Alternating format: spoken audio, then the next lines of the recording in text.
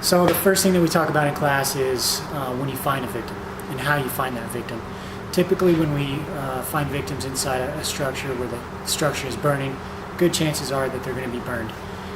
When someone gets burned, what's happening is the fluid is trying to get from the outside of their skin, from the inside of their skin to the outside of their skin. And when that happens, they become real slick. Take, for example, the victim they located at the El Palomino fire. They located him outside of the structure, but when the medics attempted to put him on the stretcher, they grabbed him from the wrists, and immediately his skin sloughed all the way off, made it very difficult to handle that victim. So aside from that, what you have to remember is those victims may or may not have clothing on, and in the event that they have clothing on, chances are it's not going to be very intact clothing. Given that, what we have to do is think of our hands as hooks versus using them as hands.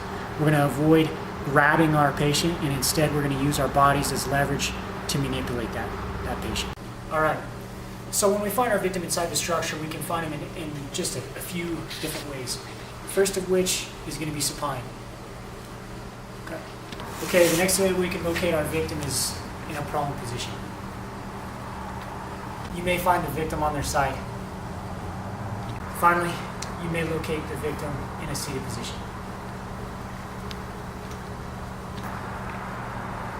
Okay, so when we locate our victim, the first thing that we need to do is figure out how they're oriented, how they're laying. So if they're laying in a supine position, like Doug here, the way I'm going to do that in the dark is, if I start at his feet, I'm just going to cup underneath the heel, put some slight pressure up midway up the leg, and I'm going to pick that leg up.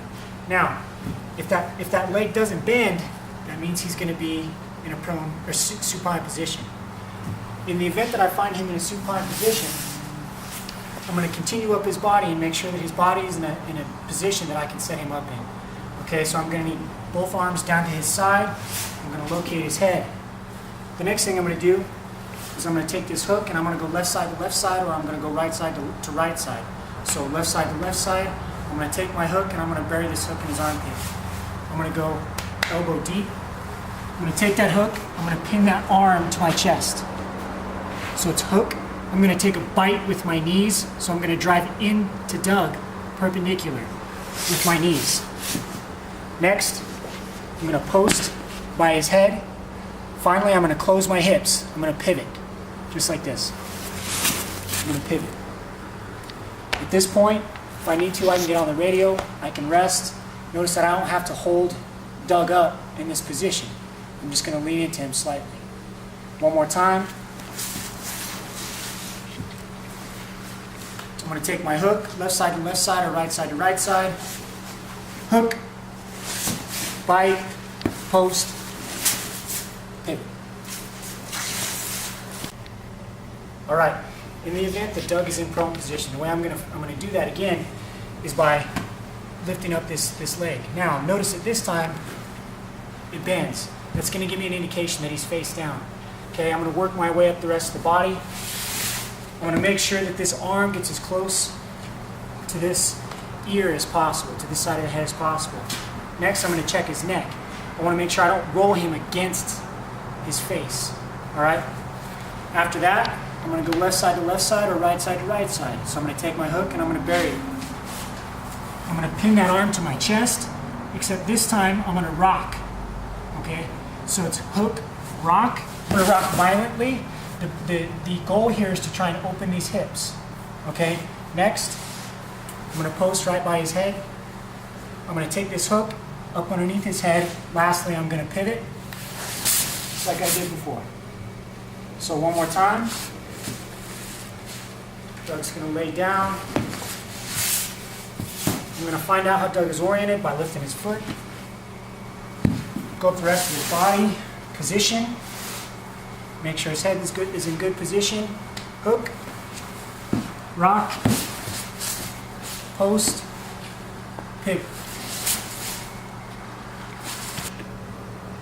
All right. In the event that your victim is on his side, it's going to be a lot easier to tell. I'm going to find out how he's oriented. Now, at this point, you'll notice that whether we found him prone or supine, at some point he's going to be on his side. So this is actually about midstream as far as our tactics are concerned. Now at this point, all I'm going to do is I'm going to go left side to left side or right side to right side. I'm going to bury my elbow. So I'm going to hook that, pin it to my chest. I'm already posted by his head, hooking up underneath his head, and I'm going to close my hips. Just like that. So one more time.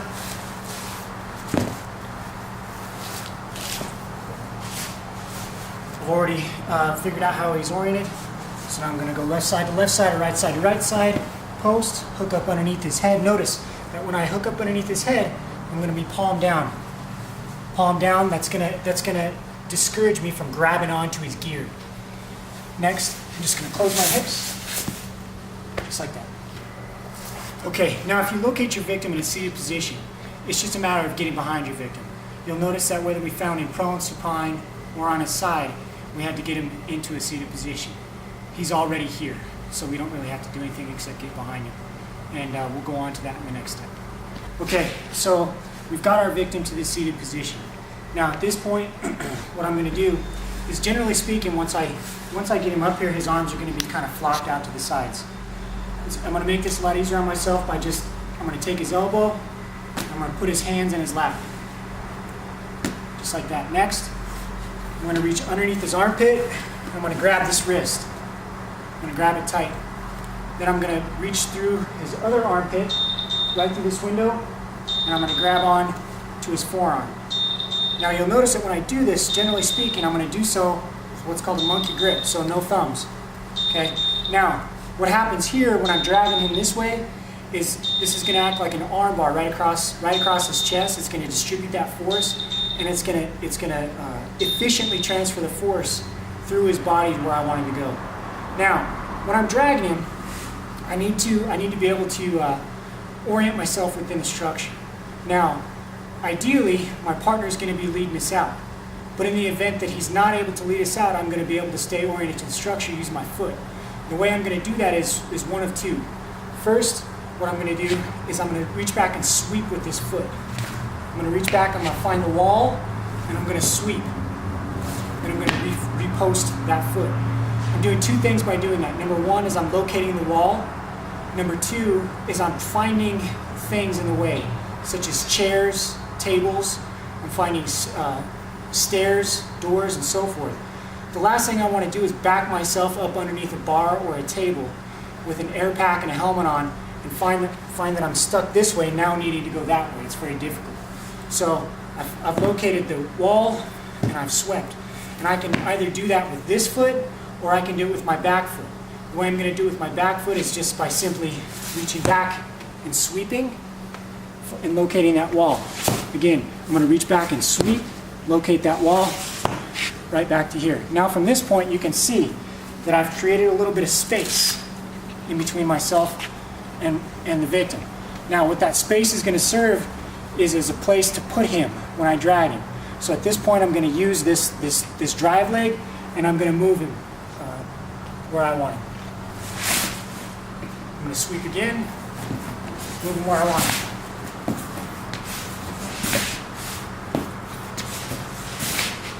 Just like that. Okay, so this is the second drag. Now this is called the two-person extremity drag. For the most part, the bread and butter is going to be the one-person extremity drag. For the biggest reason is because you're going to have your wall guy that's able to lead you out. Now, in the event that you're taking a victim out that's more than what one person can handle, this is a great option. Now, for this, we're still going to have the top guy, and he's going to be the first guy that gets set here.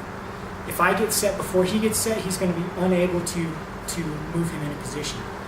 Now that Paulie's set, what I'm going to do is I'm just going to take my hook here, and I'm going to hook up underneath his heel, cross it over one leg. Next, I'm going to take these hooks, I'm going to pick them up onto my leg. I'm going to reach around just like this, and I'm going to take a firm grasp of his legs. My job is to just release some of the friction from the victim's bottom side up off the ground. Paulie's job is to actually move him. The command is ready, move. Right, ready, move. Ready, move. Ready, move. Now notice that when we do this, I'm not driving forward into Paulie. If I drive forward into Paulie, we're going to end up running him over. Okay? Notice also that when we do this, I'm going to use my offhand to help me keep balance. Okay, this next drag is a two-person side-by-side. Now, this drag is applicable when you're talking about large areas. Schools, grocery stores, hotels, motels, someplace where you can get 3 across. It's not going to be very applicable in a residential setting just because in most cases you're not going to be able to get 3 across from the point that you find the victim to your egress point. So for this one, we've got our victim into a seated position. Inside leg is up. What we're going to do is we're going to take this victim's arm and prop it up on our leg. We're going to go elbow deep, and we're going to pin that victim's arm to our chest. It's real important to get this arm as tight as possible. If you don't get this arm as tight as possible, he's going to slide out on you. Now, if you have long arms, you can get all the way through and grasp here. Now, Molly and I don't really have long arms, but in the event that you have 2 guys with long arms, this works great. However, we're going to go back to just elbow deep here. Now, at this point, what we're going to do is we're going to reach forward with our off hands, and the command is going to be ready, move. We're going to use our back leg to drive. Ready, move. Ready, move. Ready, move. Ready, move. Okay, what we're going to demonstrate right now is what happens when we actually locate the victim within the structure. Paulie's going to be the wall guy, I'm going to be the room guy. Now, when we locate the victim, Paulie's going to tell me in an authoritative voice, victim, victim. I'm going to bump in and up. He's going to put my hand on the victim. That way I'm not looking around for him. At that point, we're going to search for the second victim, because where there's one victim, chances are there could be a second victim. We're not going to spend a whole lot of time doing that because we've already found one potentially viable victim. Now, what happens with that is I'm going to put my tool at the wall floor intersect. We're going to use the victim as an anchor point. We're going to sweep out for a second victim. At that point, I'm going to package victim.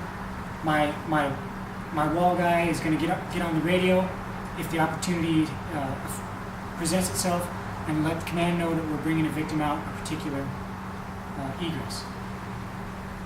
Now, it's important to know that you don't necessarily have to go in or go out the egress that you came in. If we've located a secondary egress, whether it be in our search or in the 360 previous to our search, we can absolutely use that secondary egress to remove that victim. Now, in the event that the secondary egress is beyond the victim that we've located, the wall guy is not going to drag us around this entire structure looking for that. He's going to go and find it, and then he's going to take us to it. So we'll demonstrate now what it looks like.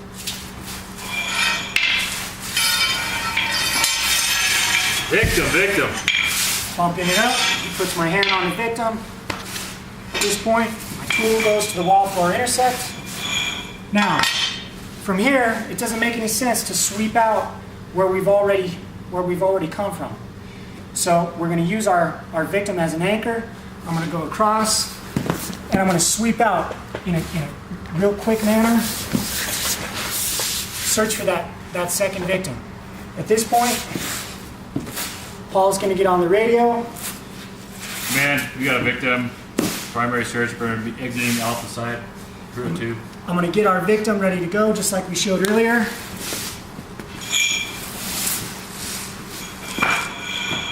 And then he's going to tell me which direction he wants me to go. Okay, we're going to go out the alpha side, where we came in. Good. We got it.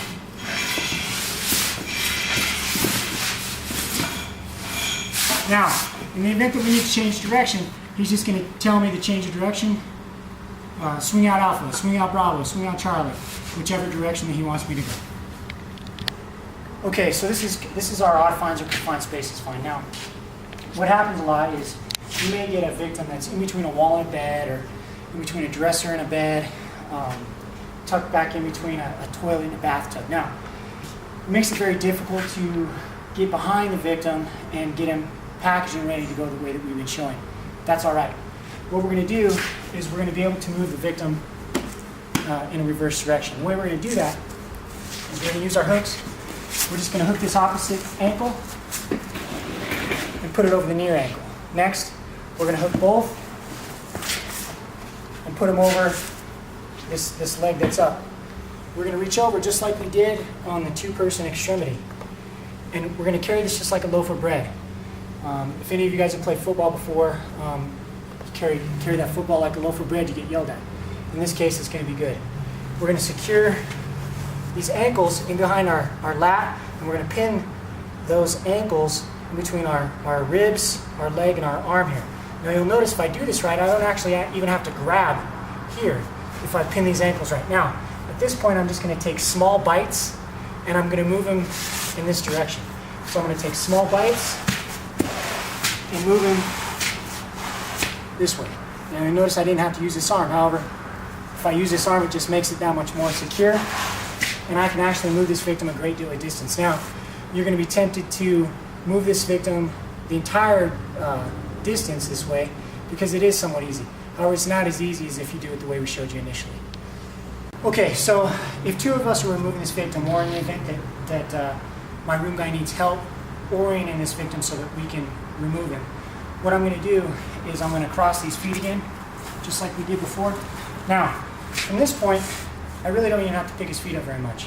What's going to happen is my partner is going to tell me, move clockwise, and he's going to give me degrees, 90 degrees, 180 degrees.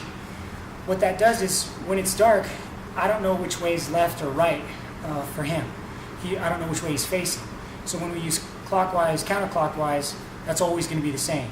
So if Polly says move clockwise 90 degrees, we're going to move clockwise 90 degrees. And the command is ready, move. Okay, we're going to move 180 degrees clockwise. Ready, move. Now, it's that easy. Okay, stairs. Now, the way we've located our stairs is one of two ways. Number one is our partner, the wall guy, is leading us out. He's located the stairs. Now, if that partner locates the stairs, ideally he's going to sound those stairs and he's going to locate debris within those stairs prior to us moving up those stairs. The other way that I've potentially found these stairs is with my sweep foot. I want to find those stairs with my sweep foot before I yank that victim potentially down those stairs. Now, I've got my victim and I get him to these stairs. I've located those stairs. Now I'm going to send my wall guy up ahead if he's not already there. He's going to sound the stairs. He's going to make sure there's no hose, debris, and so forth within the stairs. At that point, he's going to come back down. Now, at this point, what I can do is I'm going to move up into a squatted position. I'm going to slide the victim as close as I can to the edge of those stairs. At this point, I'm going to move my feet onto the stairs. And the idea here is I want to leave enough room for my feet and the victim's butt on a stair. Now I can do that one of two ways. Number one, just by going as wide as I can on those stairs, or I'm going to stagger my feet. One on the stair that I'm going to move into, and one on the next higher stair. At this point, I'm going to move the victim to that first stair. I'm going to move him to that second stair, and I'm going to move him to the third stair. At the third stair, I can get help from my partner if I need it. So Paul's going to come around Doug here, and I'm going to show the bottom.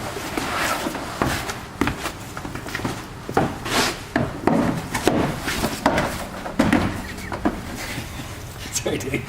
So we've got our victim up now. At this point, I'm going to take my hook. I'm going to move that far side ankle across the near side ankle. Then I'm going to take these others, and at this point, it's just going to be that loaf of bread again. Now, my job is to lift the victim's butt only high enough to get it to that next stair. It's about 8 inches. I don't want to lift any higher than that because it makes it more difficult on my partner. Not only do I not want to lift up too high, but I don't want to drive in at all. Because what happens is I drive the victim over my partner and it makes it very difficult to regain. Also know that top guy has to be set first always. Top guy's always set first. The top guy's job is to place the victim's butt on the stair. Okay? I'm lifting, he's placing. The command is ready, move. Ready, move. Ready, move. Ready, move. Okay, so going down the stairs. While nothing is easy in terms of victim handling, this is probably the easiest thing that we'll do. Now, the way I've located these stairs is one of two ways. Either my partner's located them, or I've located them with my sweep foot. The last thing I want to do is locate the stairs by falling down the stairs with the victim. It's important to locate it with your sweep foot. Now, at this point, what I'm going to do is I'm going to get the victim's butt as close to the edge of the stair as possible. Okay? Ideally, my partner's gone down ahead of me to clear it of debris, to sound the stairs, to move hose off to the side if possible, if it's in the stairwell. In the event that he's not able to go down before me, I'm going to have to sound the stairs myself, just with my feet. And I'm going to try and keep my feet as close to the edges of the stairs as possible. Now, if we're going down the stairs, basically I'm going to let gravity work for me. I'm going to pull the victim to the edge of the stairs and I'm going to kind of lean into him. That's going to control my descent. So I'm going to sound the stairs on the way down, and I'm just going to drag him one step at a time down the stairs.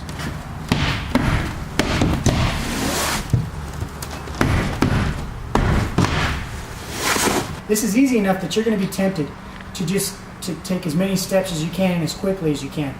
I would discourage you from doing that, and the reason behind that is I don't want to get going too fast, because if I do lose my footing, if I do trip on hose, I'm going to fall down the stairs.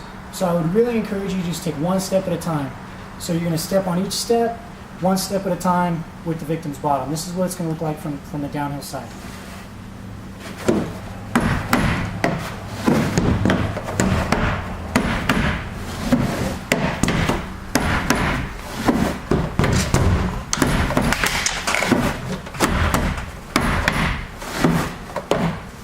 Just like that down the rest of the stairs. All right, so beds and couches. We're not going to do anything a whole lot different here. We're still going to go right side to right side or left side to left side. We're still going to use our hooks. We're still going to sink elbow deep. Really all I'm going to do here is go right side to right side. I'm going to hook up underneath his head, or I'm going to hook up underneath his lap here. Okay? In any case, I'm just going to move him off and onto the ground very slowly, and he's already in a seated position for me. Again, we're not doing anything a whole lot different. Now, if I find him face down, so he's going to be face down for us on the couch.